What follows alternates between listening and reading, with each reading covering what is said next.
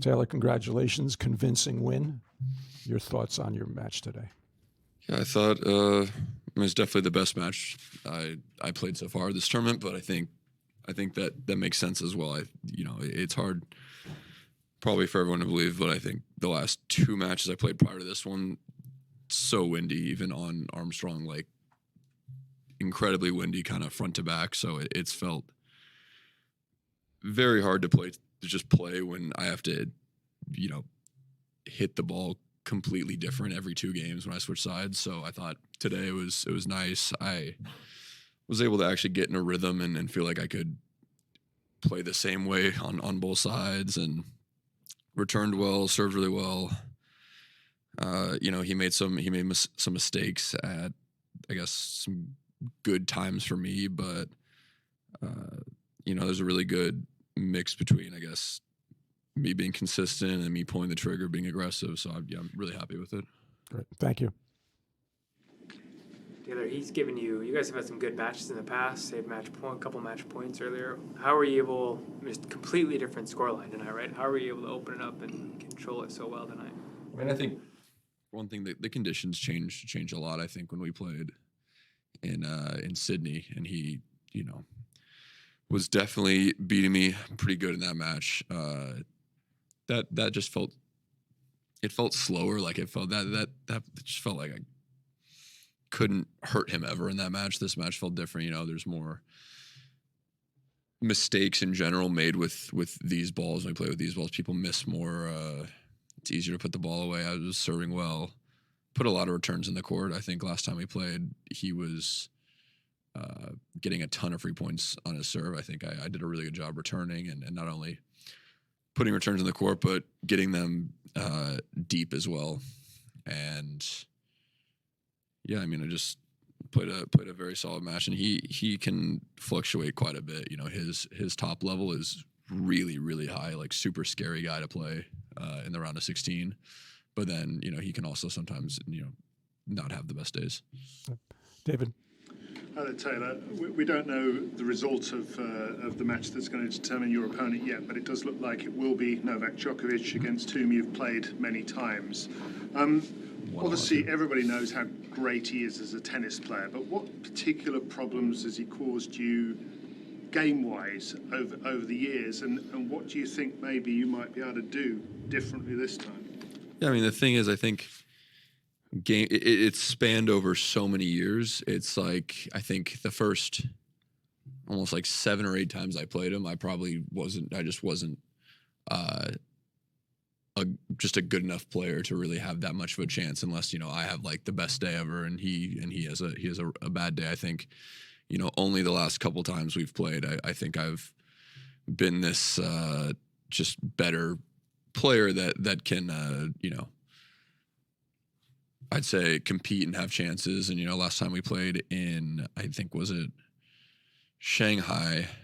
I mean, I had looks. I had set points in the second set. Like I really should have probably won the second, taken it to a third set. But yeah, I think what makes it tough is he serves well. He serves aggressive on second serves. It's tough to take advantage of his serve for how well he also returns and just is from the baseline. He backs it up incredibly well with the serve. So it's tough to sometimes get on him the way that he's, I guess, getting on you and with the return. Zach. Does the fact that you're the last American and obviously a few early exits mean anything to you, that, it's kind of, you're like the last hope for this tournament in a way? I mean, I guess it's like, it can be a good thing for me. Hopefully all the crowd's really going to get behind me now because I'm the last guy. But yeah, it's surprising. I think it's just been a rough week for the guys. I thought that, I mean, it's tough, Ben with the injury. Then I think Fo and Tommy just, ran into some guys that were playing dangerous players, playing really, really good tennis. So it happens, but I'm happy to be here, and hopefully, like I said, the crowd can get behind me and we can do this. Ben. Just curious for you, when you have a head-to-head like you have against Novak, have you ever talked to anyone, and I see he's filing already this, but have you ever talked to anyone who's had a similar situation? Just examples of this and people who've turned it around. Like I'm thinking of, I don't know how much you're United Cup teammates with her, with Coco, who started like 0-7 against Swiatek and then has won like maybe 3 of the last 4 or something like that. I mean, are there ways that are past it? Because this is not an unusual phenomenon in tennis, to have a lopsided head-to-head. That maybe there is some recipe for how to turn this kind of momentum. I mean, I think the way to turn around is just to like become a better player. You know, I think that Coco would probably say the same thing. I think she would probably tell me that she just was better at tennis when she started, you know, reversing the head-to-head.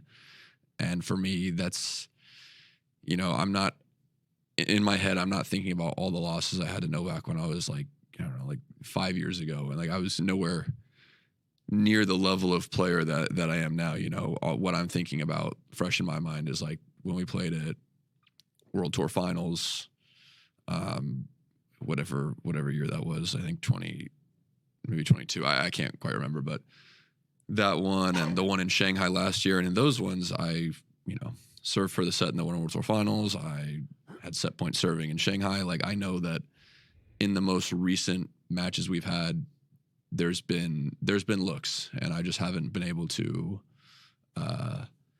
make it happen in the important moments of those matches. And, you know, that's what makes the best guys, is they're not going to give it to you in those moments. You have to go and take it. Michael.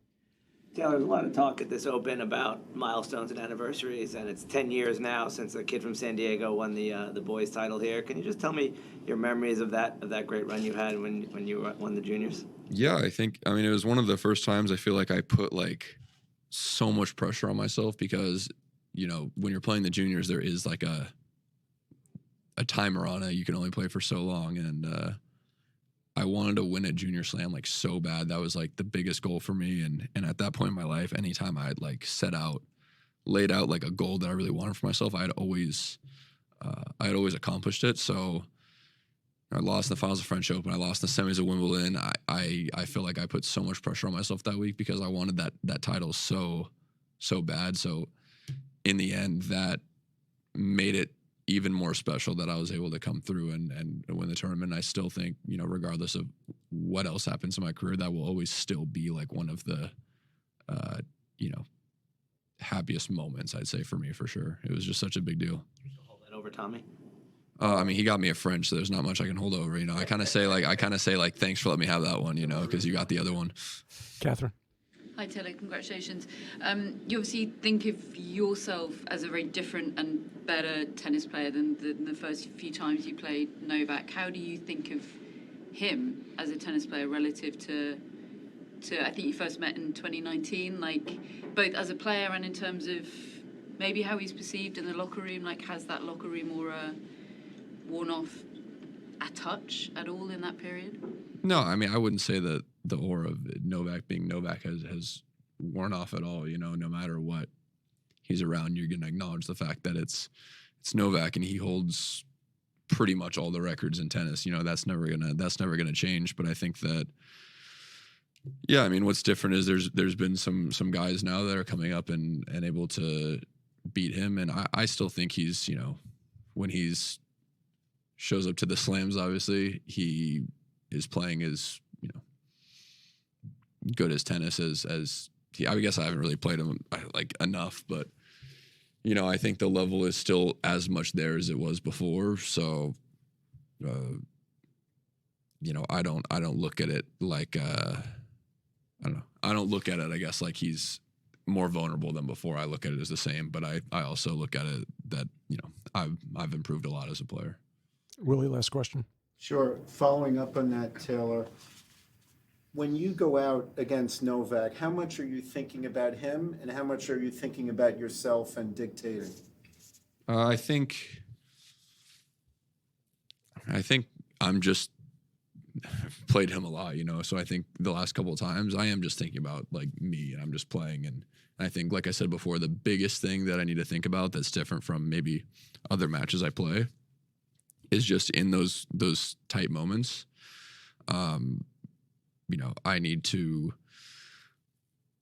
play more to win and not to lose, if that statement makes sense. I think, when I'm playing lower ranked players, a lot of times if I'm not feeling it, not feeling my best, I'm gonna, I can trust that if I'm solid and I just like don't make mistakes and I compete hard, then like a lot of times they'll kind of give it to me, or they'll make mistakes. But against the top guys, and I learned this too, something I touched on after the Wimbledon loss to Carlos is,